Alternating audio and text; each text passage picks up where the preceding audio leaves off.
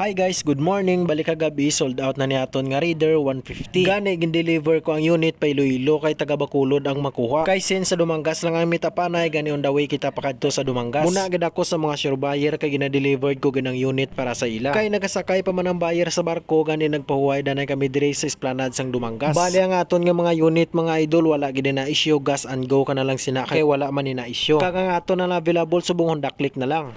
So ara mga idol, bali subong ari kami subong sa Dumangas Port kag nagahulat kami sang buyer sang Raider 150 naton nga gwapo kayo. So ara mga idol, sa kag kung may ara gali mo ginabaligya nga motor, i-PM nyo lang ako mga idol. Kaya kung magkasugot kita sa price, baklon ko dayon. Amo na mga idol, no issue gini, actually taga Bacolod ang mabakal sining Raider ta. Raider 150 gindulong ko pa diri sa Dumangas. So amo na kamaayo ang aton nga paghatag sa aton nga buyer. Sorry mga idol, wala gini issue. Makita nyo man kagwapo gini sa personal. Kag wala gini issue, makita nyo man mga idol. Are oh. Nice, bago ni kayo mga idol. Kita nyo man.